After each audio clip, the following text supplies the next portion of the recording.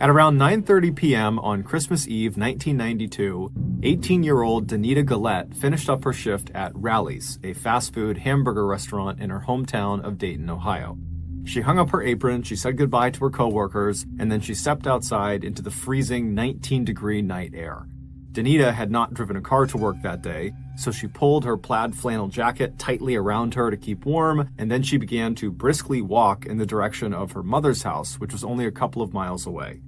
That night, like every other Christmas Eve night, Danita's family had all gathered up at her mother's house to celebrate.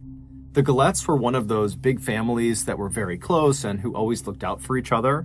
When Danita had gotten pregnant when she was only 15 years old, she had told her parents and 7 siblings, all of whom were older than her, that she'd likely have to drop out of school and get a full-time job to provide for this child. But her family's reaction was, "Nonsense. We'll help you raise this baby so you can stay in school and get a good job and still have a great life." And sure enough, from the moment Danita gave birth to her daughter, her entire family stepped up and made themselves available to provide childcare anytime she needed them to. Fast forward a couple of years back to that Christmas Eve night in 1992, and since Danita had to work that shift at Rally's, her daughter, who was now 2 years old, had been spending the night with her family at her mother's house. And so as Danita walked, she suddenly had this urge to call her family and just check in to make sure her daughter was okay, and also just to give them a heads up that she would be there in the next 30 minutes or so. So at around 10 p.m., she stopped at a payphone on the side of the road that was only about a half mile from the Rally's restaurant. She fished some coins out of her pocket, she put them into the slot on the phone, and then she dialed her mother's phone number. As the phone rang, Danita likely was thinking about how much fun it was going to be to see everyone that night. She also likely was looking forward to eating some of her mother's famous chili and cornbread that she always made around this time of the year. At Danita's mother's house, her whole family was sitting around in the living room chatting and having a nice time, just waiting for Danita to arrive.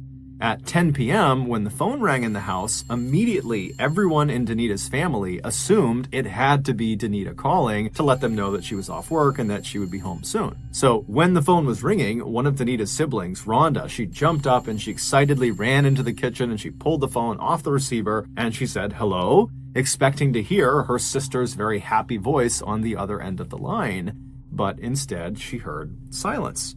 Rhonda said, "Hello?" a few more times, but when she was still met with silence, she shrugged and put the receiver back into its cradle, and then she walked back into the living room and she told her family that no, it was not Danita, it must have been a wrong number. Danita's family would stay up for a little while longer waiting for Danita, but she never showed up, and they never actually spoke to her on the phone. Eventually, the family was so tired they decided to just go to bed for the night. They figured Danita must have gotten hung up at work, which was prone to happen, and so they would just have to wait until the next morning to celebrate the holidays with her. Around the time Danita stepped outside of the Rally's restaurant and began making her walk to her mother's house, Dayton, Ohio homicide detective Doyle Burke was finishing Christmas Eve dinner at his grandmother's house in the suburbs with his wife and their 2 young children. Like the Gullettes, the Burkes also liked to get together with family on Christmas Eve at Grandma's. But much as Detective Burke enjoyed the holidays, he'd been a homicide cop long enough to know that just about every week, at least one person got murdered in Dayton. And so chances were good at some point over the next couple of days, he'd be called into work. And sure enough, that Christmas Eve night, after they were done eating, his pager went off, and he looked at the incoming code and it said, "Call work immediately." When he looked up from his pager, he noticed his wife was staring at him. She knew the drill. She knew he would have to leave. When Detective Burke stepped away to call into work, he was told there had been a shooting on Neal Avenue. The victim had been found near a payphone located about a half mile away from the Rally's restaurant. Detective Burke said goodbye to his family, he hopped in his car, and he headed over to Neal Avenue. When he got there, he saw a ring of police cars and medical personnel all standing in a circle around this payphone. Burke parked his car on a side street and then he walked over, and when he pushed past the ring of people, he saw the victim on the sidewalk right underneath the payphone. It was a young woman lying in a pool of her own frozen blood. It was Danita Gullette. She had been shot 5 times at point-blank range, bullets striking her in the chest, the legs, and the hands. The pattern of wounds on her body suggested she'd tried to shield herself from the bullets, holding up her hands and turning her head away and crouching back like she was trying not to get hit. After she was lying on the ground, either dying or dead, whoever had attacked her ripped her plaid coat off, they took her sneakers off, and they took her backpack that contained only 50 cents. Scattered around her body were .25 caliber aluminum shell casings, which immediately stood out to Burke. That type of ammunition was distinctive. It was generally only used for target shooting because it was not a very powerful ammunition. However, obviously, it was still lethal at close range. Witnesses in the area said they had heard the shots ring out and then saw two young men carrying pistols running away from the payphone. Shortly after Danita's family had decided to just go to bed and see Danita in the morning, they heard a knock on the front door. It was Detective Burke telling them that their Danita had been murdered. They were beyond devastated. They couldn't understand why anyone would ever want to harm Danita. She was such a happy person who everyone seemed to love. They just couldn't understand who would do this. When Burke told the family that Danita had been killed near a payphone, and according to witnesses, her murder likely happened sometime around 10 p.m., as soon as the family heard this, they all thought of that strange, silent phone call that Rhonda had answered around 10 p.m. that night. Had that actually been Danita? Had that been her killer? They didn't know, but it just seemed like too much of a coincidence that they would get a call at the same time that she was killed. After leaving the Gullette's household and filing his report on Danita's murder, Detective Burke arrived back at his home just hours before dawn on December 25th. After catching a quick nap, he spent that morning with his family celebrating Christmas, but his heart just wasn't in it.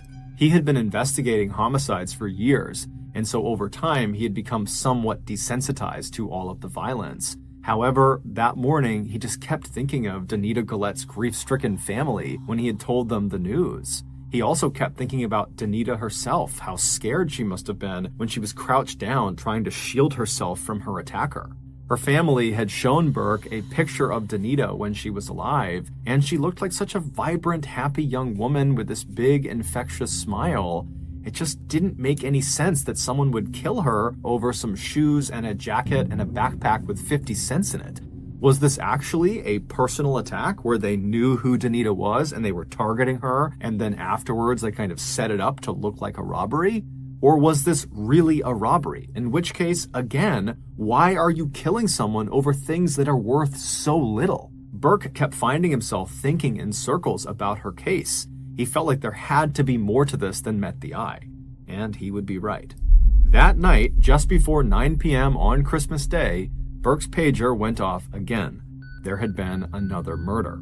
This one had taken place in the northern part of Dayton, roughly 2.5 miles from where Danita had been found. The victim was 19-year-old Richmond Maddox.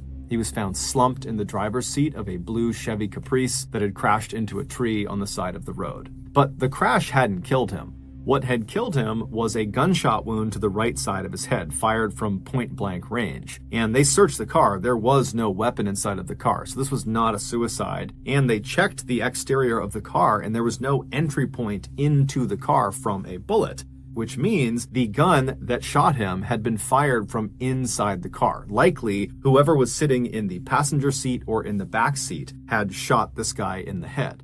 And considering the car had crashed into a tree, indicates that whoever did this, whoever pulled the trigger, had done it while Richmond was actively driving the car. And so in Burke's mind, this indicated that the person who did this had been forced to do this, because it's extremely dangerous to shoot the driver of the vehicle when the car is still moving, because you're going to crash.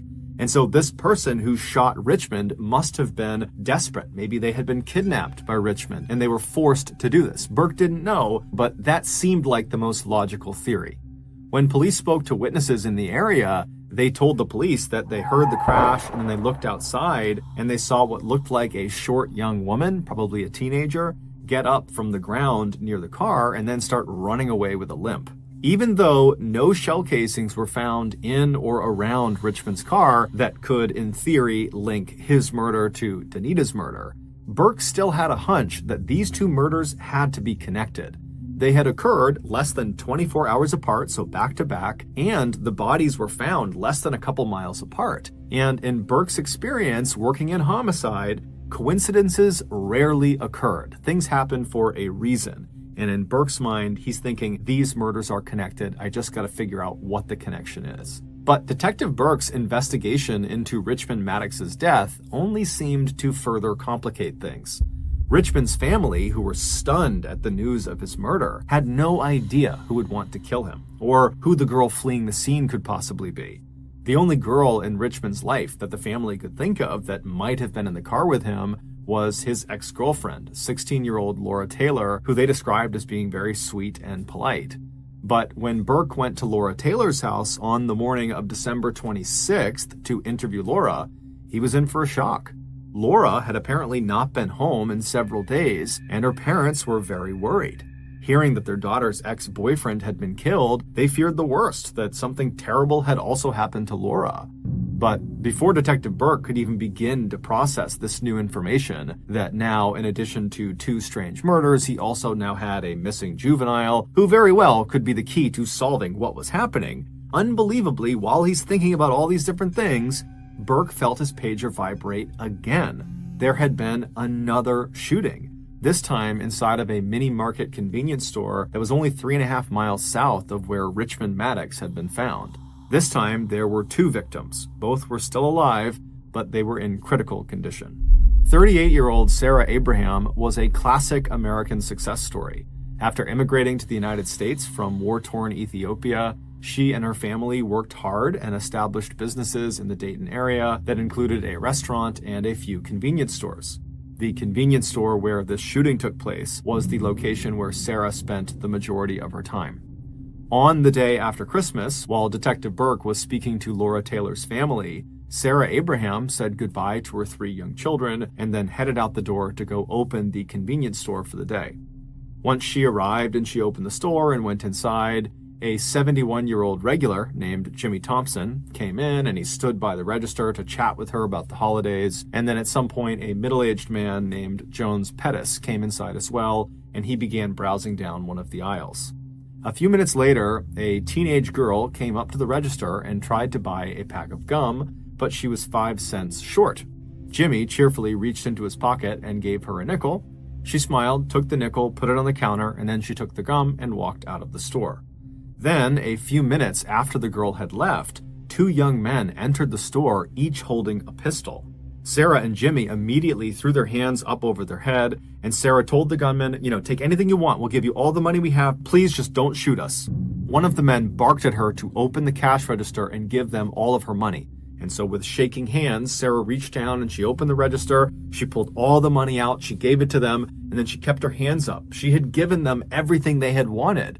But for some reason, the man who had taken the money from her still raised his pistol up. He put it right in her face and he fired 2 shots. One went straight through her mouth and the other went through the top of her head.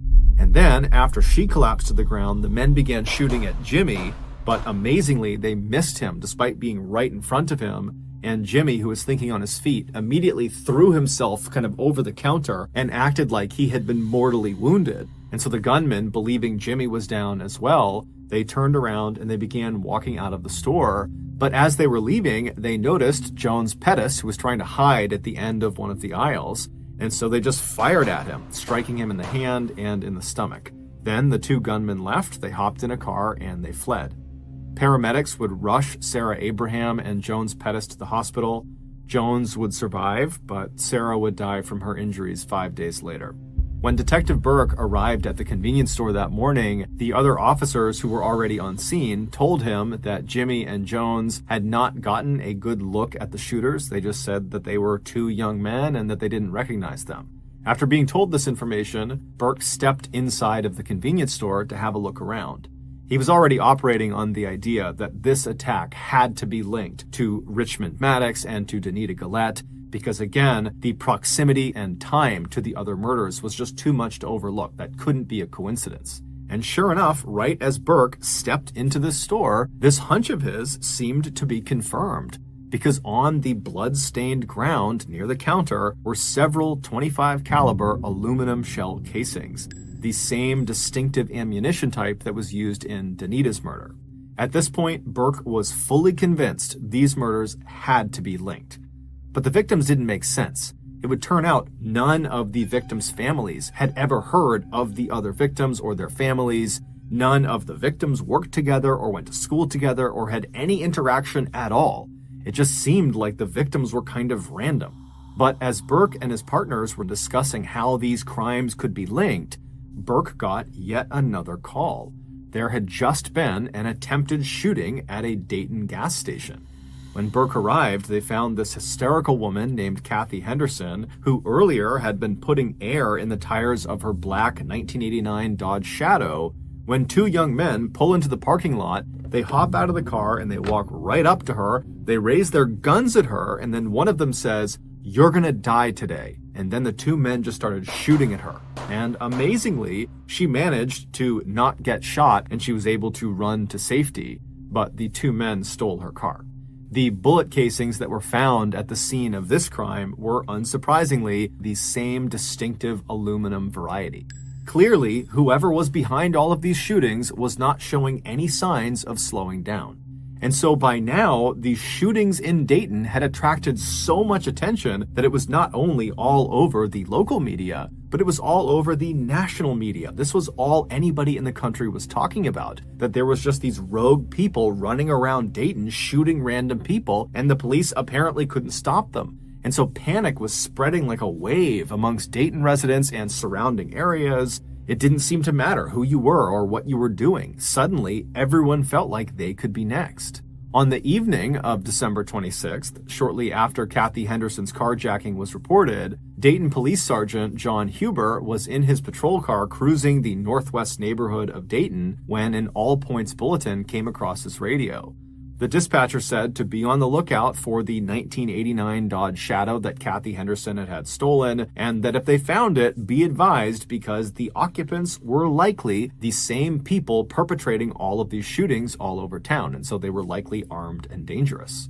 Huber had developed a knack for finding stolen cars in Dayton. He knew where all the little cutouts were and back alleys were where people like to stash their stolen cars, and so he decided he would just go looking for the Dodge Shadow. And after only being on the hunt for about 20 minutes, he looked down a dark, quiet street just a mile away from where Danita had been killed, and he saw a black Dodge Shadow parked on the side of the road. When he drove up behind it, he saw it was empty, so he called the police station and asked them to run the license plates. And when they called him back, they told him that the plates did not belong to a black Dodge Shadow. They belonged to a blue Pontiac Grand Am, and that the Grand Am was registered to a 34-year-old man named Joseph Wilkerson. Sergeant Huber was confused and thought maybe he had given them the wrong plates, but then he noticed, parked a little ways down the road ahead of the Dodge Shadow, was a blue Pontiac Grand Am. And so on a hunch, Huber drove forward and he took down the Grand Am's license plates and he called back into the police station and he asked them to run those. And they would come back and they would say, well, it turns out the plates on the Grand Am are the plates that should be on Kathy Henderson's Dodge Shadow. Meaning, clearly, in an effort to cover their trail, the suspects had switched the license plates between these two cars. And so naturally, Sergeant Huber picked up his radio and he asked if Joseph Wilkerson had reported his car as stolen. And after a few moments, the radio crackled back from headquarters that no, Joseph Wilkerson had not reported this car stolen. So Huber immediately became very suspicious of this Joseph Wilkerson person and told headquarters they should really send someone over to Joseph's property to talk to him, since most likely he was either one of the shooters or was involved in some way with all of these shootings. Huber said he would stay put on this road and he would stake out these two vehicles and wait to see if anyone came back to claim them. Detective Burke and his team were the ones dispatched to go check out the Wilkerson property. It was a small single-floor white house that was located only about 2.5 miles from where Danita had been killed. Burke opened the front gate that surrounded the property and he walked along the pathway up onto the front porch and he knocked on the front door, but there was no answer. Burke called out that, hey, it's police, you gotta open up, but there was silence in the house. Burke left the porch and walked around to the back of the house and knocked on the back door, but still no one came to the door. However, as Burke and his team stood around the back of the house, they all started to smell something awful. It was this putrid smell that was definitely coming from inside the house. They didn't know what the smell was, but given the circumstances and frankly the urgency to figure out who is behind all these shootings, they decided this smell constituted potential foul play, and so they kicked in the back door and they made entry into the house. Immediately, the smell picked up tenfold. It smelled absolutely horrible inside this house. And just from a quick glance around the inside, it was very obvious this house had been ransacked. Somebody had robbed this house. All the drawers and cabinets had been opened. There was trash and clothing and random pieces of electronics all over the ground. And so the police, they have their guns out, they're scanning around the room, and they're yelling out, "Police, if you're here, show yourself, we're coming in." But no one showed themselves. It was all silent in the house. And so the police began carefully stepping through the house, and they eventually turned right and began walking down this one central hallway that seemed to lead to kind of a back room that looked like maybe a bedroom at the end of the hall. And as they're walking down this hallway, the smell is getting stronger and stronger. And then finally, they get to the end of this hallway and they look into this room and they can see what is causing the smell. There on the bed in this room was 34-year-old Joseph Wilkerson. His wrists and his ankles had been tied to the 4 posters of the bed with electrical wire, kind of putting him in a spread eagle position on his back. He had no clothes on, but he had a pillow over his chest and his head, and on the outside, on the top of the pillow, were 2 obvious scorch marks. Someone had clearly pressed a gun into that pillow and then fired 2 shots through it into Joseph's chest and his head, killing him. And from the look of his body and the smell, Wilkerson had likely been dead for at least several days. Also on the ground was another aluminum shell casing, meaning almost certainly this murder was connected to all the others. But the police still had no clue who their attackers were. Who were these mysterious 2 young men? Who was this young girl who jumped out of that car? Was that Laura Taylor? Was that the ex-girlfriend? Was she kidnapped? They didn't know. None of it made any sense. Who were the victims? They don't know each other. Why are they being chosen? What is the connection? And so because the police were kind of at a dead end and they really didn't know where to take this case, they set up a tip line that night for people in Dayton and outside of Dayton to call in with any information about any of these shooting victims. And over the first couple of hours that this tip line was established, the callers that were calling in were providing nothing of value. But late that night on the 26th, a call came through from an 18-year-old named Nicholas Woodson. And based on the tone of his voice, it was obvious he was genuinely scared for his life. He told police that he thought he was going to be the next Dayton murder victim. When police asked him why, he said, "Because I know who the killers are. There's 4 of them, and I think they're planning to kill me next to keep me from talking to you." While the police spoke with Nicholas, Sergeant Huber was still hiding out in his patrol car, watching the Dodge Shadow and the Pontiac Grand Am from a distance. He was kind of hidden behind some trees. And at some point, he saw movement in an apartment building situated just opposite where these 2 vehicles were parked. 3 young people walked out of the building. They walked down the front steps out onto the road. And as they crossed over the road towards the 2 vehicles, they were illuminated by the streetlight, and Huber could clearly see there were 2 young men and a small young woman. One of the men climbed into the driver's seat of the Dodge Shadow, while the other 2 climbed into the passenger and back seat of the Shadow. As the driver turned the Shadow on and pulled away from the curb, Huber radioed into headquarters that the vehicle was on the move and he needed backup right away, and then he too pulled away from the curb and began following them. After just 2 blocks, the Shadow stopped, and at that moment, Sergeant Huber sped up behind them with his lights on, and immediately the passenger door of the Shadow flew open and one of the 2 men took off running, but the other man and the woman stayed in the vehicle. Huber's backup had not arrived yet, so he couldn't worry about the runner. Instead, he stepped out of his car and stood behind his open car door to kind of use it as a shield, and he aimed his pistol at the driver and he yelled for them not to move.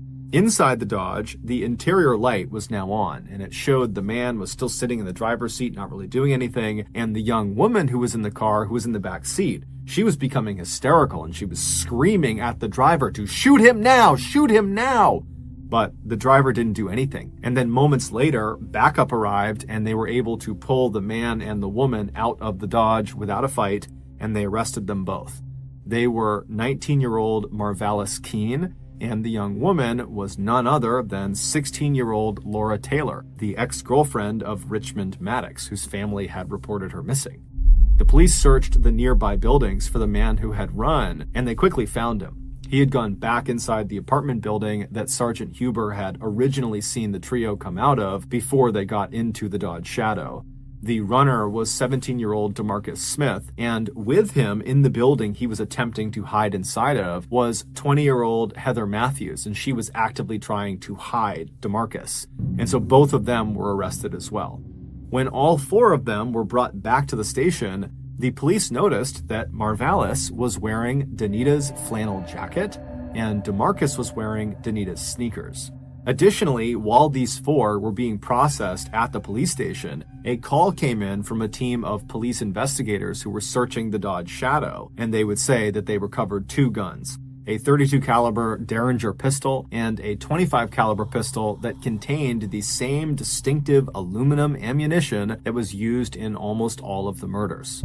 The police had just caught their killers, and they would soon find out they had done a lot more damage than the public was aware of. The police would interrogate all four of them that night, starting with Laura Taylor, who they thought would be the easiest to get information from because she was 16, so she was the youngest, and she was considered to be very kind and thoughtful. But Laura would remain silent for the entire long interrogation, and when she was asked at some point if she wanted to take a break to go use the restroom, she just stood up and urinated directly onto the floor and then sat back down again in silence. But Laura was the only one who acted tough. The other three talked, and before long, the police heard the whole awful story of what they had done. It all started back on the night of December 24th, Christmas Eve. Laura, Heather, and Marvalis were sitting around together talking about how they needed money. And at some point, Laura suggested they rob a guy she knew, Joseph Wilkerson. She said he probably had lots of nice things in his house, and I know he has a car, so we can take all of that. The other two liked the idea, and so Laura called Joseph and asked him if he wanted to be a part of an orgy with them, and Joseph said yes. So the trio walked over to Joseph's house, he let them in, and then the two girls and Joseph walked back into that back bedroom while Marvalis sat on the couch in the living room. In the bedroom, Joseph laid on the bed and he took his clothes off, and Heather and Laura pretended to start taking their clothes off when suddenly Marvalis, as planned, came bursting into the room with his pistol held out in front of him. He aimed it at Joseph and told him not to move, and then he ordered Heather and Laura to tie Joseph's hands and ankles to the four posters of the bed. Joseph immediately begins to beg for his life and tells them they can take anything they want in the house. Anything in this house, it's yours, just please don't shoot me. Marvalis instructed the girls to go search his house for valuables. And so while Marvalis is standing there with the gun aimed at Joseph, perhaps in an attempt to kind of bargain his way out of this, says to Marvalis, hey, I have a really amazing gun, a .32 caliber Derringer that I have hidden in the garage. If you want it, I can tell you where it is. And so Marvalis was totally interested, and he said, yeah, tell me where it is. And so Joseph explained where to go in the garage, and so Marvalis left the room, he went into the garage, and he would eventually find this little gun, this .32 caliber gun. And then when Marvalis walked back into the bedroom with Joseph, he promptly walked over to Joseph, grabbed a pillow, he put it over Joseph's chest. Joseph is just looking up at him, wondering what he's doing. And then Marvalis took this new gun, this .32 caliber Derringer, and he pushed it into the pillow, so it was aiming straight down at Joseph's body. Joseph pleaded with him not to shoot him, but Marvalis pulled the trigger and he fired a shot through the pillow into Joseph's chest. Joseph began screaming, and then he made this guttural sound and his whole body began to shake. And so the other two girls, they heard the sound of the shot, so they came running back into the bedroom. And when they saw what was happening, they just stood there. And then Laura looked over at Marvalis and said, hey, can I shoot him too? And Marvalis says, sure. And he hands her the .32 caliber Derringer, the one they had taken from the garage. And Laura takes the gun. She walks over to the still shaking Wilkerson. She repositions the pillow on his face. She pushes the Derringer into the pillow, aiming right at Joseph's face. And then she pulls the trigger, but it doesn't fire. And so frustrated, she turns away from Wilkerson, who's still making all sorts of noise. He's still shaking. And she walks over to Marvalis and says, let me use your gun. And so Marvalis pulls out a .25 caliber gun. It was his gun. It was the gun that used aluminum shell casing rounds. And he hands it to Laura, and so Laura hands him the Derringer. She takes the .25 caliber, and then she walks right next to Joseph again. She grabs the pillow and makes sure it's flush to his face. She puts the .25 caliber gun up against the pillow, aiming it right at Joseph's face, and then she pulls the trigger. This time the gun would fire, and as soon as it did, Joseph's body stopped shaking and he went limp.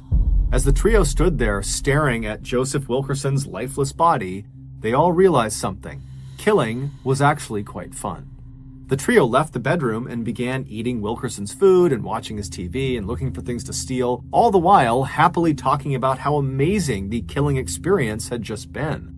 Eventually, though, their killing high had worn off, and they realized that Wilkerson did not have any cash in the house, and really, he didn't have nice stuff in his house, so they couldn't really even sell very much of it for very much money. And so they decided they needed to go rob somebody else to get the money they needed. But first, they recruited another friend of theirs, DeMarcus Smith, to come over and join them. When DeMarcus arrived, he, along with Laura and Marvalis, left Wilkerson's house, leaving Heather behind to watch over the place. The trio walked away from the house towards town, keeping an eye out for anyone who was out alone and could potentially be an easy target to mug. And eventually, around 10 p.m., they spotted a young woman they didn't know standing near a payphone. It was Danita, and she was fishing coins out of her pocket to put into the phone. By the time Danita had finished dialing the number of her mother's house, she heard the sound of Marvalis and DeMarcus come running up behind her, and when she turned around, she saw they had guns pointing at her, so she dropped the phone. Then the two men demanded she give them her shoes, which she instantly did, but then, simply because he thought it would be fun, Marvalis still just started shooting her. So he shot Danita 4 times, and then DeMarcus, who had not been a part of the Wilkerson killing, just immediately joined in, and he shot her a 5th time. After she was laying on the ground, dead or dying, the two men yanked her plaid jacket and her backpack off, and then they ran back to Laura on the other side of the road, and the trio retreated back to the Wilkerson house. When Danita's sister, Rhonda, picked up that phone call around 10 p.m. and was met with silence, that really had been her sister Danita calling, but Danita had died literally seconds before the line had connected. Even though, once again, their robbery target did not yield them very much in terms of monetary value, the friends felt like this second murder was still a really good thing. It was a turning point for them. They felt invincible. Killing was the best high that any of them had ever experienced. So in some ways, it didn't matter that they weren't making any money out of these robberies. It was the killing part they liked.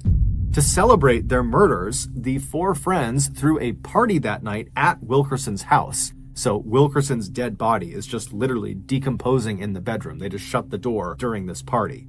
One of the people who showed up to this party was Jeffrey Wright, one of Heather's former boyfriends.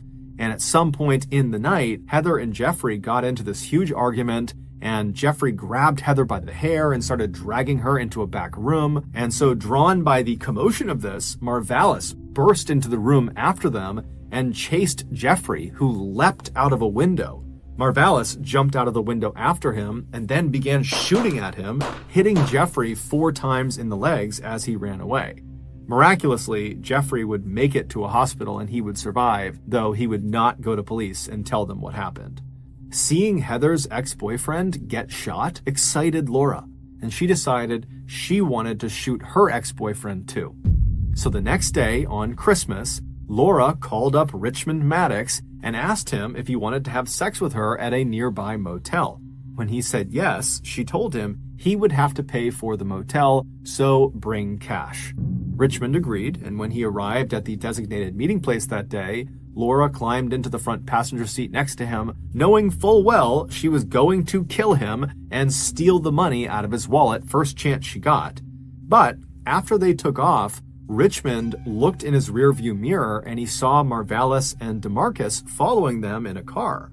Sensing this was a setup, Richmond hit the gas, and without any hesitation, Laura pulled out the .32 caliber Derringer pistol they had stolen from Wilkerson. She placed it against Richmond's right temple and she fired. Then she threw herself out of the moving car right before it crashed into the tree. Marvalis and DeMarcus would swing by and pick her up a little ways down the road, and then the trio would head back to their base of operations, the Wilkerson house. At this point, the foursome had killed 3 people and nearly killed a 4th. But while they were very pleased with this, they still hadn't managed to take anything of real value from any of their victims, and realistically, even though the killing was fun, they did need cash. They had no money. So the next morning, on December 26th, Laura, Marvalis, DeMarcus, and Heather decided they would rob a convenience store. So they pulled up in front of Sarah Abraham's store, and while Heather, DeMarcus, and Marvalis waited outside in the car, Laura went in to scope the place out. After going inside and counting how many people were in there, although she counted wrong, she walked up to the counter to buy gum, but she was a nickel short. However, 71-year-old Jimmy Thompson gave her the nickel she needed, and so she bought the gum, she smiled, and she made her way out. When she walked back outside, she hopped into the car, and she told DeMarcus and Marvalis that it was just 2 people inside, the cashier and the man who had given her a nickel. She had not seen Jones Pettis, who was at the end of one of the aisles. So DeMarcus and Marvalis go inside the shop, and they hold Sarah and Jimmy at gunpoint, and after getting all the cash out of the cash register, which was only $40, the urge to kill became too much for Marvalis to control. And so he raised his gun, he aimed it at Sarah, and he shot her in the face. DeMarcus would attempt to shoot Jimmy, but he would miss. And then the pair, on their way out, would notice Jones at the end of the aisle. And even though he posed absolutely no threat to them, they shot at him anyways. After Heather drove them away from the convenience store, they stopped at a gas station for reasons we don't really know, at which point DeMarcus and Marvalis, they see this woman, Kathy Henderson, who's just completely minding her own business. She's putting air in her Dodge Shadows tires, and they decide they're going to kill her too. So they hop out of the car, they walk over to her, and Marvalis literally says to her, "You're going to die today," and then he raises his gun and he begins shooting at her, as does DeMarcus. But amazingly, they miss her, and so she gets away. She does not get shot. And then they just steal her car. Even though by now the foursome had left behind an astounding amount of evidence that 100% was going to get them caught eventually. Despite that, their only fear at this time was that 2 of their friends, 18-year-old Marvin Washington and 16-year-old Wendy Cottrill, might snitch and turn them in. Marvin and Wendy had been present at that big party at the Wilkerson's house and had overheard the foursome talking about the murders, and the foursome knew they had overheard. But strangely, Wendy and Marvin were not the only people at that party who had overheard them. 18-year-old Nicholas Woodson was also at this party, and he overheard, and they knew he overheard. But for some reason, the foursome had identified Marvin and Wendy as the most likely to snitch. And so Marvalis confronted the pair about this, and he told them they would have to come along for the next murder to prove their loyalty and trustworthiness. And Wendy and Marvin agreed. And so that night, on December 26th, Marvalis and DeMarcus drove Marvin and Wendy out to the edge of town to this gravel pit. And when they got there and parked the car, Wendy and Marvin realized they were the next murder victims. They pleaded with Marvalis to let them go, that they wouldn't say anything, they promised, but he wasn't having it. Marvin eventually got out of the car, and DeMarcus followed, and DeMarcus told Marvin to get on his knees, which he did, and then DeMarcus shot him in the back of the head, execution style. And so Wendy has seen this happen, so she knows she's next, and she begins screaming and begging for her life, and she grabs onto the inside of the car so as not to get pulled out. But DeMarcus comes back over to the car, he grabs her and starts pulling on her, and then Marvalis as well comes around and he grabs onto her too. And between the 2 of them, they're able to pull Wendy out of the car, at which point Marvalis told her to open her mouth. And eventually she would, and Marvalis put the pistol, the .25 caliber pistol, into her mouth, and he told her to bite the barrel. And then when she was biting the barrel, he pulled the trigger. The killers left the bodies where they fell and just hopped back in their car and headed back into town. Nicholas Woodson likely knew that Marvin and Wendy had just been killed for snitching. And so he's thinking to himself, I overheard them talking about the murders. What's stopping Marvalis and DeMarcus from killing me next? I know about the murders, and they know that. And so that was the point at which Nicholas would call the tip line, and he would say, I know who the killers are. It's these 4 people. And literally, practically at the exact same time that Nicholas was giving this tip, Sergeant Huber had spotted Marvalis and DeMarcus and Laura getting into the Dodge Shadow, which would lead to their arrest as well as Heather Matthews' arrest. After going to trial a year later, Laura Taylor, Heather Matthews, and DeMarcus Smith would all receive life sentences. As for Marvalis Keene, who was effectively the ringleader of the foursome, he would be sentenced to death. His execution was carried out on July 21st, 2009. He died by lethal injection. Thank you for listening. In the spring of 2013, a young woman named Melissa finally moved out of her mother's house and got her own place across town. For the first few months she was living there, she never noticed anything strange. But about 3 months into living there, things started to get a little bit weird. It started with a whole bunch of hang-up calls where someone from different numbers would call, she'd answer, and she could hear them breathing, but they weren't saying anything. And then she started getting these huge bouquets of flowers delivered to her front step, but they were delivered from anonymous. Then, after that, she started noticing things in her kitchen and her living room were going missing. Things like plates, cups, drink coasters, salt shakers, forks and knives, little things, but since she lived alone and she was the only one moving these things, they really stood out. Melissa had this habit that every time she went to bed, she would unplug her TV. She had this irrational fear if she didn't do that it would spark a fire and her house would burn down in the middle of the night. So she was pretty obsessive compulsive about always making sure the TV was unplugged before she went upstairs to bed. And so one night, around the same time she's getting these hang-up calls and there's flowers being sent to her door and things are going missing, she unplugs her TV and she goes up to bed. The next morning she gets up and comes downstairs and the TV's plugged in again. She convinces herself that, well, she must have forgot to unplug the TV. As rare of an event as that is, it has to be what happened. And so that night, she unplugs the TV and remembers looking directly at the plug, confirming that, yes, I've unplugged the TV. And then she puts it down and looks again at the outlet. It's not plugged in. It's definitely not plugged in. And then she goes upstairs to bed. The next morning when she walks downstairs, she had the sense of dread that when she turned the corner, because her TV was right at the bottom of the stairs, that when she turned the corner, it would be plugged in again and her worst nightmare would come true, that something is happening on my first floor when I'm asleep at night. And as she comes down the stairs and turns the corner, what does she see? The TV is plugged in again.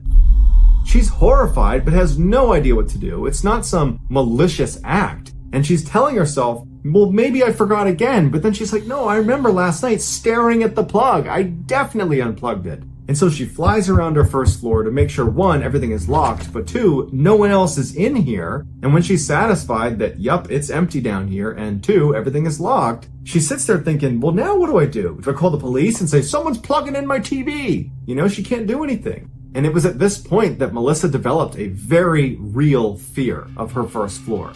And she began going to bed so early at night because she could not be on that floor when it started to get dark.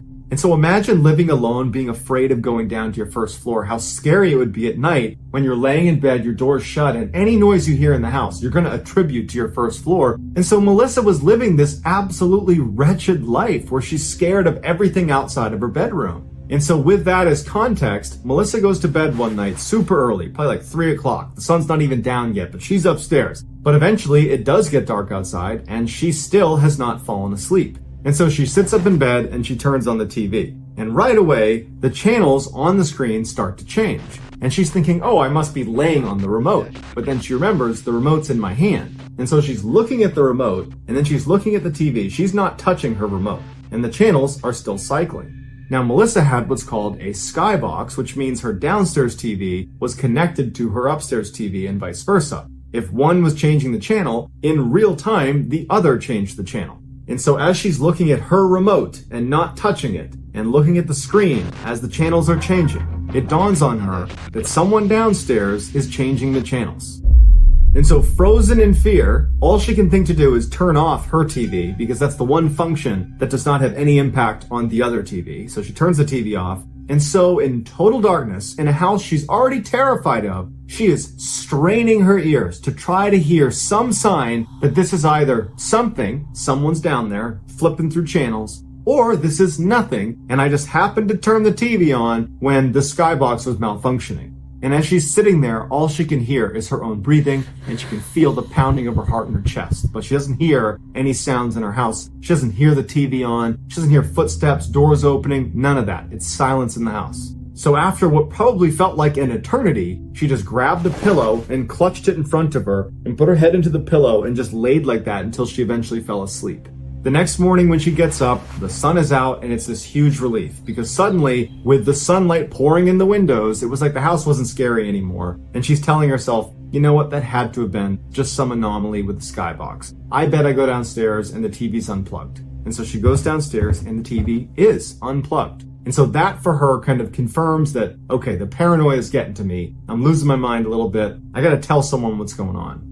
And so as it happens, that day she was going to a family birthday party. And so when she gets there, she pulls her older brother aside and says, here's the strange things that are happening in my house with the skybox and all this. And at first, he looked at her like, really? This is what's going on? You're seeing ghosts in your house? But when she really focused on the specific things that were happening, like the plug going back into the wall 2 separate times, and then the skybox thing. So the TV is kind of wrapped up in the weirdness that's been happening in her house and the missing items in her house. And so for the brother, it all kind of added up to, okay, this does seem a little bit weird. And he offered to live with her for a few days and just see it for himself. And as they're talking, their younger brother happens to walk by, overhears the conversation and says, oh, I'll stay there too. For 4 days, the two brothers lived on the first floor of Melissa's house, and they don't see anything, they don't hear anything, it's completely ordinary. And Melissa at first was reassured, but then started to think, does that mean whoever's been doing this stuff is watching my house really closely and knows that I have, protection at my house right now and they're staying away? Does that mean I'm being watched really closely? And so finally, when her brothers are getting ready to leave after the 4th day, she was practically begging them to stay. She couldn't stand the idea of staying in this house. Her brothers reassured her that she had nothing to worry about, but if she experienced anything weird, anytime, any day, just call or text and they would be there in a heartbeat. Although she did not feel reassured, it was starting to get late, at least by her standards. It was like 3 o'clock, so the sun's getting close to going down, so she needs to go upstairs. So she goes back in her house and does like 20 trips around her house to confirm everything is shut, everything is locked, no one's in the house, everything is safe, and then she goes upstairs to bed. But like most nights, she was so scared of everything outside of her bedroom door that she couldn't sleep. And as she's laying there in utter silence in her room, she hears the unmistakable sound of her back door opening. And she hears footsteps walking through her first floor, and then she hears the TV turn on, and her brothers have been watching her TV last, and they had the volume set really, really high. So as soon as the TV went on, it blared all through the house. And immediately the TV turned back off, because whoever turned it on knew that that was going to wake up whoever was in the house. Melissa doesn't know what to do. Before, whatever the heck was happening in her house was a little bit subtle. It was like she had to think about what she was hearing to confirm it was actually happening. Now, this person is just strolling into her house in the middle of the night and flipping on the TV and blaring it through the house. And so she immediately is like, oh my God, what do I do? And she picks up her phone and she calls her brother. Then he picks up right away and she goes, someone is in the house right now. The brother's like, I will be there in 10 minutes. Do not leave your bedroom. Don't do anything. Stay on the phone with me. So Melissa's shaking out of fear, and she gets up as slowly as she can, and she walks over to the window to get as far away from the door, which was locked, as she possibly could. And she's glancing out the window, waiting to see her brother pull up as she listens for any sign that this person downstairs has begun walking upstairs. Finally, Melissa sees out of the corner of her eye her brother's car pulls up across the street, and he, along with her younger brother, hop out. They run across the street towards her house. They hop over the fence, and they run down the alley between her house and her neighbors, and they go towards the back out of sight. She's still on the phone with him, and she's saying, do you see him? Do you see him? Do you see him? Do you see him? And he says, hold on. He goes to the back of the house where he knows you can look in and basically see the whole first floor. And as soon as he gets to that spot where she's expecting him to give her a report, and he pauses, there's silence on the phone, and she goes, what do you see? And he says, okay, yep, there is someone in your living room right now. I'm going to hang up and call the police, and I'm going to call you right back. Now, Melissa knew what she heard was very real to her, but to have it confirmed by her brother right now took this to a whole nother level of fear. Now she's legitimately fearing for her life. There is a person, an intruder in my house right now, confirmed. They are right downstairs, and they've been coming into my house probably for weeks. And so her brother hangs up the phone and begins calling the police. Meanwhile, Melissa is just standing in this room, horrified, as she listens to a stranger walk around the first floor of her house. But because she was hearing the footsteps clearly downstairs, she decided she would just walk over to her door and look through the keyhole, which was oversized on her door. And if you looked through it and over to the left, you'd actually look downstairs to the first floor. You'd only see a sliver of the first floor. And so very carefully, she walks her way over to the door. And as she kneels down to look through the keyhole, her phone rings. It was in her pocket and it wasn't on silent. It was on loud, and it was her brother calling back. And she kind of fumbles for her phone. She drops it on the ground. It's still ringing. And she finally silences it. And then reflexively, she pokes her head back and looks through the keyhole. And standing at the bottom of the stairs, looking up at her, is a man with a hat pulled over his eyes who's clearly heard the sound. And he begins walking up the stairs. She's falling over backwards, screaming at the top of her lungs to get her brothers inside. She hears them come charging inside. She hears this epic struggle on the stairs, and she hears this person who's in her house, because it was a voice she didn't recognize, screaming, "I'm sorry, I'm sorry, I'm sorry." And then it's quiet. And so she opens that door because she wants to help if she can. And she looks and she sees her brothers have this man pinned on the stairs. He's not moving. And she sees her younger brother is holding something. And he holds it up to her and he just shakes his head, and it's a frickin' knife. And then she puts it together that the stranger in her house was carrying this knife. And before she can even take that information in, the older brother takes the hat off of this guy, and it's their mother's ex-boyfriend from 10 years ago. The same one they all believed had an inappropriate attraction to Melissa. Police show up and take him away, and he quickly admitted to sneaking into her house for months. They don't know how he got in, and he would never tell them, but he admitted that, yep, I was breaking in almost every single night. But he never gave a good reason why. He just started doing it. Police cited mental illness as the likely culprit for why he was doing it, and the family believed this could be something more sinister, but either way, he was given 3 years in jail, and the family, once again, cut all ties with him.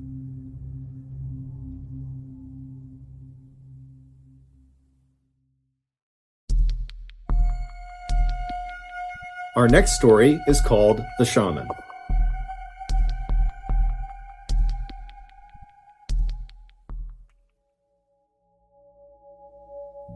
On April 27th, 1997, a farmer in Indonesia was walking his livestock through a thick sugarcane field near his house when he tripped on something. After he regained his balance and looked down, he noticed a strange mound of dirt that seemed totally out of place. He wanted to dig it up just out of curiosity, but he wasn't on his property, so instead he walked back to the village and he told the village leader about this strange pile of dirt and suggested he see what's under it. So the village leader and some other men headed back out to the field. They find this dirt pile, and the first thing they do is they poke it with a stick. The stick went right into the pile. It was a soft pile of dirt, and when they pulled it out, this horrible stench filled the air that was coming out of this mound. Worried about what they might find underneath this pile, the men decide to leave it alone and go back to the village and tell authorities about it, and the authorities promptly tell them to go back out there and uncover this thing and tell them what they find. And so the village leader and some more men head back out to the field and they start digging. And pretty quickly, their shovels strike something that's fairly soft inside of this mound. And so after delicately removing some more dirt, they discover a woman's face is looking right back at them. It appeared she had been buried up to her neck, and then someone had just thrown dirt on top of her head.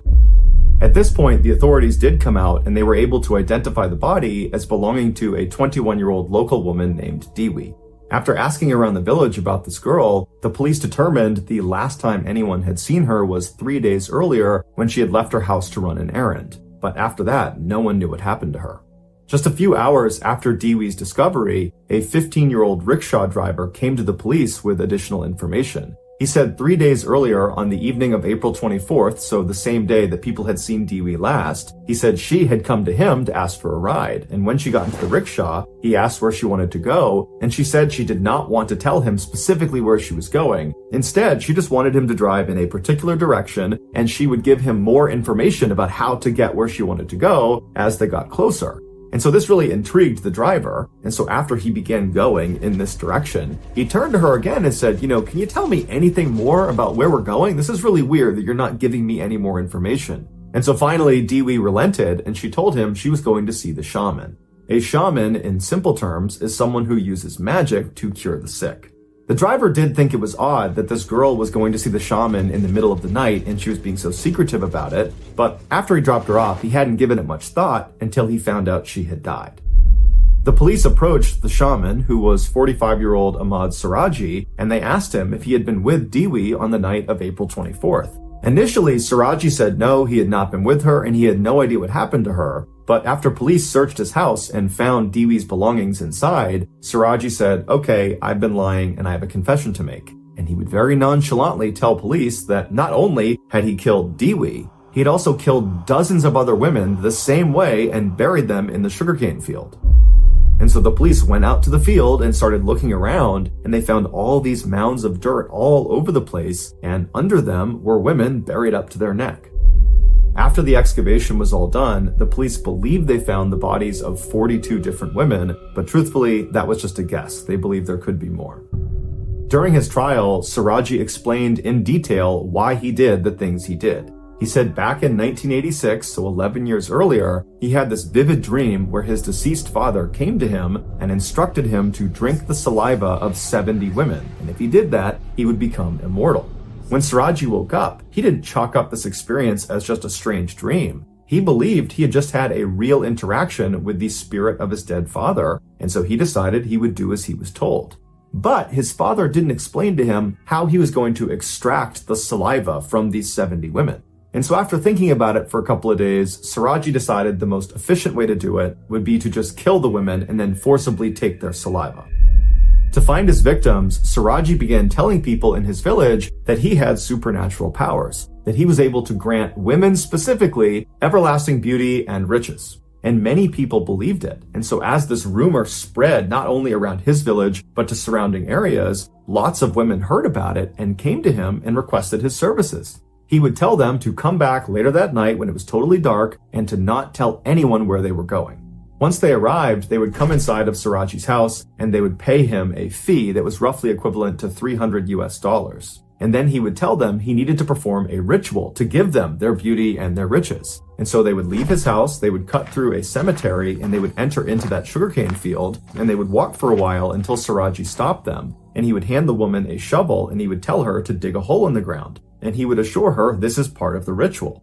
And so he would stand there as she dug the hole until it was about waist deep. And then he would tell her to get in the hole and put her hands by her side. If she was at all nervous, he would just reassure her again that this is all part of the ritual, that lots of people have done this before, that it's totally safe.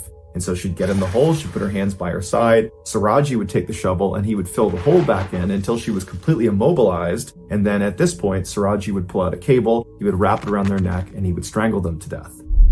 And then once they were dead, he would pull their body out of the hole, and then he would forcibly extract their saliva. And then after that, he would take the shovel again and dig the hole a little bit deeper, and then he would put the body back inside the hole, making sure their head was still sticking out of the ground. And he would orient them so their face was looking towards his house, because he believed having these women constantly looking at him at all hours of the day gave him more power. He said as for Dewi, when she first came to his house and she had paid that fee, she was worried about leaving and going and doing this ritual. It scared her. And so Siraji told her to wait, and he went into the other room where his wife was, and he told her that, hey, I'm gonna go kill this girl and I need your help. I need you to calm her down. And his wife, who had no idea her husband was a mass murderer, just immediately went along with it. She came back into the room and she assured Dewi that everything was totally fine. They had done this before. It was all going to be perfectly safe. And she even said she would come with them to do this ritual. And so at this, Dewi was much more calm and she agreed to go. And so the trio left the house. They went to the cemetery, out to the field, and then only 2 people came back. Siraji was executed in 2008 by firing squad, and his wife was sentenced to life in prison.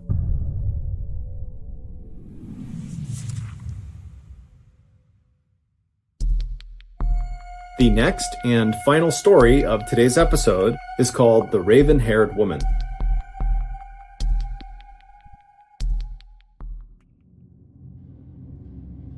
In 1889, when Karl Tanzler was just 12 years old and living with his family in Dresden, Germany, he had a very strange dream. In this dream, he found himself in this black void where everywhere he looked, it was just nothingness. And then, behind him, he heard footsteps. And so he whips himself around, and he looks, and there's this woman dressed in this big, puffy, elegant white dress walking towards him out of the darkness. And when she walks right up in front of him, she comes to a stop, and she introduces herself as Anna Constantia von Brockdorf, who was a real person in the early 1700s. She was a noblewoman in Germany, and she would tell Carl that she is actually a distant relative of his, and that she was here to pass on a very important message. Carl was rooted to the spot. He didn't know if he should be afraid of what she was going to say, or excited or nervous, but before he could decide, Anna had already turned and was pointing in the direction she had appeared out of. And so Carl turns and looks in the direction she was pointing, and out of this blackness, out of this void, came this woman's face. It was a face detached from a body. It almost looked like a floating picture of a woman's face. And as this face floated closer and closer to them, Carl was immediately struck by just how beautiful this woman was. Her hair was jet black like a raven's feathers, and her skin was white like porcelain. But there was something off about this woman, this floating face. She looked sad and kind of frail. And so as Carl found himself staring at this face, which was now right next to them, Anna spoke to him again, and she would tell Carl that this woman, the floating face, she's going to appear in your life later on, and it is your mission given by God to save her. She's going to be very ill, very sick, and you need to find a way to keep her alive. Then Carl, in real life, woke up. And immediately he was struck by just how visceral that dream had been. It really felt like that had just happened to him. But after a few moments, it seemed like, okay, that was just a dream. But unlike other visceral dreams he had had in the past, this one did not gradually fade from his memory. Instead, over the course of that day, the memory specifically of the raven-haired woman's face really seemed to become more clear and more concrete in his mind, to the point where at the end of that day, he could easily remember exactly what she looked like. Over the following days and months and years, Carl periodically would have this same dream, this same vision of his distant relative Anna, who would come out of the void, and she would remind him to be on the lookout for this raven-haired woman when God sent her to him. But despite these constant reminders in his dreams, and Carl being ever vigilant to look for this raven-haired woman in real life, he never actually found her. He never met this woman he was supposed to save. Fast forward to 1926, Carl was 39 years old. By this point, he had gotten married, not to the raven-haired woman, but instead to a local woman in Dresden. And the pair had had 2 daughters together, and they lived a simple life. And, by and large, Carl seemed rather content and happy with his life. However, secretly, he was a little disappointed that these dreams, these visions that he was having of Anna and the raven-haired woman, that they had not come true, that it really had just been a dream. That year, due to an economic downturn in Germany, Carl and his family left Germany and emigrated to the United States, where they believed there would be better opportunities for them. And when they arrived in the United States, they settled in Central Florida. But within a year, Carl and his wife had a severe falling out and they split up. And so Carl would leave the family home in Central Florida and he would resettle several hundred miles south in Southern Florida in a town called Key West. And it would be in Key West that Carl would get a job as an X-ray technician at a local hospital. And it would also be in Key West that Carl's life would change forever. Less than a year after settling in Key West, Carl was at the hospital going about his day when an older woman walked into the office and she said to Carl that she was there to get her daughter, her 21-year-old daughter, an x-ray of her chest because her daughter apparently couldn't stop coughing and they were concerned about it. And so Carl began doing the paperwork with the mother when suddenly the daughter came into the office. And as soon as Carl saw her, he knew immediately that she was the raven-haired woman from his dreams. She walked in and she sat down in a chair and Carl just stopped what he was doing and stared at the daughter. And then he kind of broke out of it and turned his attention back to the mother and he said to her, "Ma'am, don't worry. I will do everything in my power to save your daughter's life." Now, the mother didn't know what was wrong with her daughter. And so this was both really helpful that this man she was talking to was so willing to help, and also kind of ominous that he was already insinuating that she could be dying. But either way, the mother said, "Thank you very much. We really appreciate that." And so Carl and the mother, they finished their paperwork, and then Carl quickly left from behind his desk and hustled over to the daughter, and he introduced himself and he reiterated that she was in good hands. And the daughter was a little bit weirded out by this, but she was polite and said thank you, and she said her name was Elena. And so Carl would take Elena and bring her back and give her the x-ray, and unfortunately he would discover through this x-ray that she had tuberculosis. Today, that disease is easily curable, but at the time, that was a death sentence. When Carl saw this, though, in a weird way, it almost made him happy because this was another indication that, this really was the raven-haired woman from his dreams. Not only did she look the part, but she also had arrived in desperate need of help. And so now Carl needed to find a way to save her. Even though he was just an x-ray technician, he was not a doctor, and so he had no clue how to begin to treat tuberculosis. But that didn't stop Carl. Over the next year, Carl would be in touch with Elena and her family on a near daily basis, updating them on all of the new techniques to fight tuberculosis that he was doing all this research on, and he would tell them about experimental procedures and drugs they could try, even sometimes paying out of pocket for them to go try them. He would also bring Elena into the office as often as he possibly could to x-ray her again and again and again to see if perhaps she was making good progress. But unfortunately, over the course of that year where he was doing everything he could, it just didn't work. The disease ravaged Elena's body, and on October 31st, 1931, so roughly a year after Carl had first met Elena, Elena would unfortunately pass away. Elena's family was devastated by this, but their grief didn't even compare to Carl's grief. It was like Carl had lost his life too. He couldn't believe he had failed his mission and let the raven-haired woman die. When it came time to bury Elena, Carl said, "Let me pay for the most elaborate gravesite we can possibly make. Let me set up a mausoleum for her." A mausoleum is an external building that sits in a cemetery that effectively serves as a kind of shrine to the deceased. And so her family, they understood that Carl had become very, very close with Elena, although they didn't fully understand the relationship, but they did understand she meant a lot to him, and so they agreed to let him do this.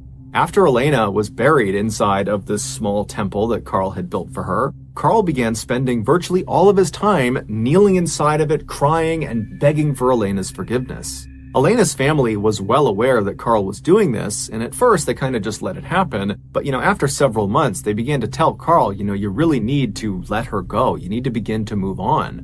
But Carl refused. In fact, over time, he only became more and more obsessed with Elena. Finally, after 7 years of Carl doing this, Elena's family decided, enough is enough. He really needs to stop making her loss all about him. It's not his loss, it's our loss. We're her family. And so the family decided the only way to kind of get Carl to stop doing what he was doing is to demand he give the key back that gave him access into the small area inside of the mausoleum. So one night, Elena's sister, whose name was Florinda, decided to go over to Carl's house unannounced and confront him and get the key back from him. And so she hopped in her car and she drove over to his property. His house was kind of set back off the road behind some trees, and so you had to drive down this kind of winding driveway to get to it. And so Florinda turned onto his driveway and she began driving. And when his house came into view, the first thing she noticed was a number of the windows on the first floor were all lit up. Clearly, Carl was home, and as she's driving towards the house, she's just looking in these windows, and for a second, she sees Carl, and he's very elegantly dressed in a suit or a tuxedo, and he's ballroom dancing with this woman who's also very elegantly dressed as well. And for a second, Florinda considered turning around and not disturbing him, but then she thought, you know what, this has been going on for so long, I just need to get this over with. And so she drove her car and stopped in front of Carl's house. She hopped out, she walked up onto his porch, and she knocked on his front door. Inside, she could hear music was clearly playing, but just a few seconds after she had knocked, the music was cut off, and then no one came to the door. And so Florinda knows there's people inside this house, and so she knocks again, but again, there's no movement in the house. It's just silent, as if the people inside are pretending not to be there. And so finally, frustrated, Florinda knocks on the door a third time and says, "Carl, I know you're in there. I have to talk to you about my sister. Please come out here." And so finally she heard the shuffling of feet, and then she heard the sound of the door unlocking, and it opened up just a crack. And through this crack, Carl looked through, and he looked out at Florinda very suspiciously, and he said to her, "What do you want?" And Florinda would say, "Look, I'm here to talk to you about my sister. Can I please come inside for a second? Or can you come out here and talk to me?" But Carl pretty much immediately said no, and then he shut the door. However, Before he shut the door, Carl had very briefly stepped out of the way, allowing Florinda to see through that gap into the house. So before the door actually shut, she got to see who and what was inside that house. And what she saw was the woman Carl had been dancing with, and the woman was seated in a chair maybe halfway through the house, and she was facing the door, and Florinda knew immediately it was her sister. And so she's standing on the porch having no idea what to make of what she's just discovered. And so feeling kind of overwhelmed, she just kind of staggered off the front porch, she turned around, she ran into her car, and she drove off to tell the police. When the police came back, they knocked on the front door and they demanded that Carl let them see the woman he was there with. And so at this point, Carl knew the gig was up, and so he opened the door and he allowed them to come inside. And when the police went inside, they saw the woman he was with, and sure enough, it was Elena. However, Elena was deceased and had been for 7 years. After her death, Carl said he was able to talk to her inside of her mausoleum. And so that was why he was going back there every single night, because he and Elena were spending time together. And then at some point in 1933, so 2 years after Elena has been dead and buried, Carl would say she told him while he was visiting her mausoleum that she didn't like being in the mausoleum and that she wanted to come back with him and stay at his house. And so the following day, Carl had shown up with a child's wagon, and he pulled her out of her coffin, pulled her out of the mausoleum, put her corpse in this wagon, and wheeled her back to his house. He had continued to go to the mausoleum every night for the next 5 years just to keep up appearances, but Elena's body never went back inside of it. She would stay at his house, where he painstakingly attempted to restore Elena's very badly decomposed body to its original form. He strung piano wire through her entire body, connecting all of her bones together to keep her skeleton intact. He replaced her eyes with glass eyes, and he began rubbing the special wax all over her skin. He also stuffed her insides full of rags in order to give her a full, natural look, and he constantly sprayed her with perfume to reduce the smell. Once she was, in his eyes, back to normal, he began spending as much time with her as he possibly could. He would change her outfits constantly, he would put on makeup, and he would give her new jewelry, and he would talk to her about the ups and downs of life. He would laugh with her, he would cry with her, he would sleep with her. Carl would admit that ultimately his goal with keeping Elena in his home was to eventually still save her life. He believed if he could somehow get her body up into the stratosphere, that the radiation up there would bring her back to life. And if he could do that, he would be fulfilling his God-given mission to protect her.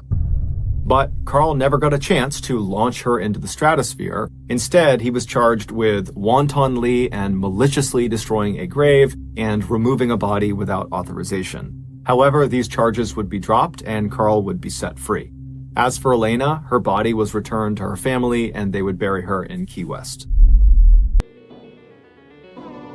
Thank you for listening to the MrBallen Podcast. If you got something out of this episode and you haven't done this already, please secretly use the Amazon Music follow button's toothbrush to clean a dog's teeth and then just put their brush back. This podcast airs every Monday and Thursday morning, but in the meantime, you can always watch one of the hundreds of stories we have posted on our main YouTube channel, which is just called MrBallen. Consider donating to our charity. It's called the MrBallen Foundation, and it provides support to victims of violent crime as well as their families. Monthly donors to the MrBallen Foundation Honor Them Society will receive free gifts and exclusive invites to special live events. Go to MrBallen.Foundation and click Get Involved to join the Honor Them Society today. If you want to get in touch with me, please follow me on any major social media platform and then send me a direct message. My username is just @MrBallen, and I really do read the majority of my DMs. Lastly, we have some really cool merchandise, so head on over to shopmrballen.com to have a look. So that's going to do it. I really appreciate your support. Until next time, see ya.